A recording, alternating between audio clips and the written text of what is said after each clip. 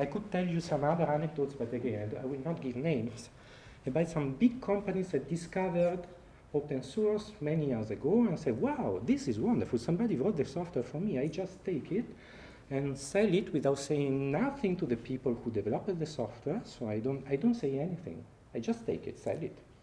Sell support and service, etc. And I do not pass over any modification to the original author, to the upstream author, as we say. And after a while, they discovered, one, that keeping track of the patches was expensive. Okay, so it was not a good idea not to give back the software, the modification to the upstream authors.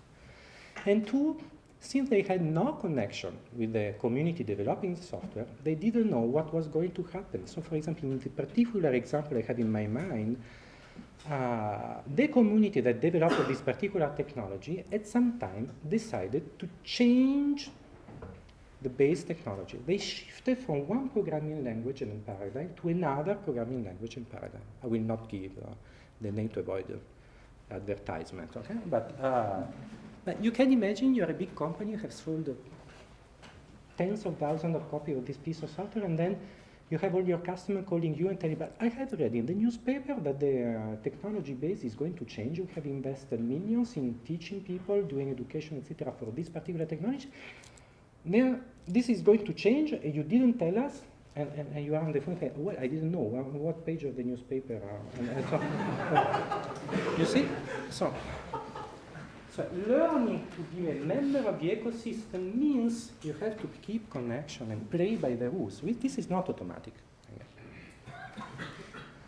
So I have tried to make a parallel also between some Lean principles and some free software lessons.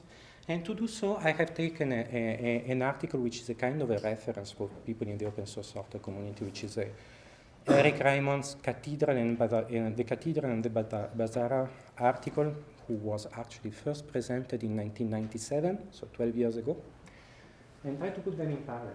So you see about this value about the customer, what the customer really wants. Well, you know, look at what happened in the open source software ideology. This is taken literally from Raymond's work. So every good work of software starts by scratching a developer's itch. So actually, you start writing software not because you are going to sell it, because the customer asks for you, but because you are the first customer of the software in open source. So you know the customer pretty well. It's just looking in the mirror. Okay? Then about customer first, you know, but well, this is just yourself. Now you have users, you get users. And the second lesson is treat your users as co-developers. Why? Because this is your least hassle route to rapid code improvement and effective debugging. Well, again, these are lessons in 1997, talking about something like the Linux kernel, etc. So the users there are actually still developers. Okay, it is not my mother, for example, or my daughter. But treat them as co-developers. So you see, again, you completely blur the barriers between the developer of the source software and the user on the other side. Now, removing waste. Well, that was nice to see. Well, you see, this is another phrase that you find, another mantra in the open source community. I mean, good programmers know what to write. Great programmers know what to rewrite and reuse. Okay, that's an essential lesson. Not to reinvent the wheel, not to rewrite everything. Learn on what other people are doing, do cooperate with them.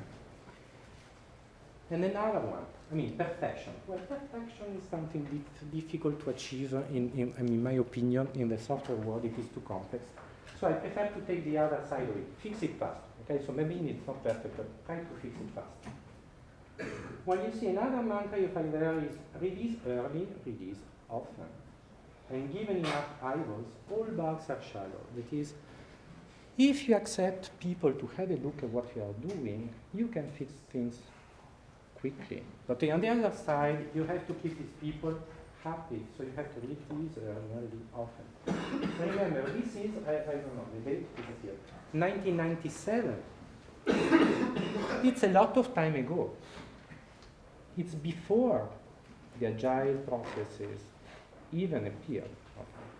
So actually, there are a lot of analogies also between the open source world and what happens in agile development. The only point is that in the open source world, we do not consider that a team is just a team in a company. A team is not a company. Generally, it can be quite more open. It can be more difficult to make this happen. Okay. Does it work in practice? What are the consequences? So let me show you some figure anyway. You see, starting September 1991, when the first release of the Linux kernel to 5 years ago, don't keep the figure too much. These are the file count of the files inside the Linux kernel, and the different colors are a different version of the kernel they go. So you see 0, 2000, 4000, see that? This is something that in the books on software engineering is written cannot happen, okay? Because it is super linear. Okay? You have a piece of code which is growing in a super linear way, and it is still kind of working. And I have to tell you, this kind of machine, I have been using Linux for more than 10 years ago. It is much more stable, much more usable today than at the beginning. So it is becoming bigger and more complex and more sophisticated, etc. And it is also at the same time becoming better, which is again something that in the books, in the traditional books on software engineering, they tell you it cannot happen. And why does it work? Well, there are several reasons about this. Remember, modular design. If you know something about operating system, you know very well that Linux is not a modular operating system. It is not a microkernel like the Mac kernel with user modules, etc. So it is not modular in that sense. But it is modular in the way it is architecture as a software product. So you have drivers, a lot of drivers. More than half of the code in Linux are drivers, actually. Then you have identified precise section in the kernel, and in each of these sections, only a few people actually work together. This is why adding more manpower to the development of the Linux kernel doesn't make it later.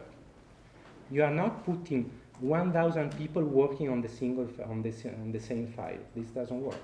You are putting 1,000 people working on 1,000 different files. That works. And these are precise numbers. It is going even faster in the later release. Okay, so, but now things are a bit changing. Okay, so what I have shown you, these lessons dated from 12 years ago, these figures are actually true, but the Linux kernel is not the only sophisticated piece of software around. So what is changing? The point is that 10 years ago, these kind of lessons here were easy to follow because in general, in our small community, users were also developers, technical people, in general working together with some similar needs. Look what happened in the Apache software, for example, server. And this makes things easier. Let me make a little joke. I hope there are no architects in the room, so don't tell this to the people. But do you think that your offices would actually be better if the architect that designed them were forced to use them? I think so. So if you're an architect and you design a house or an office for somebody else, well, who cares? The door is not in the right place, or the floor is like something like this, but you're not going to live there, okay? So there is no light, but no problem. You put all the people in the middle of the room, there is no windows. You're not using it. So now the challenge is that since we are trying to grow up, there is a separation between developers on one side, the users. They not necessarily share the same culture. So they are growing and separating. So can we scale up? Can we scale up to this new kind of challenges? And this is a big challenge for the open source community anyway.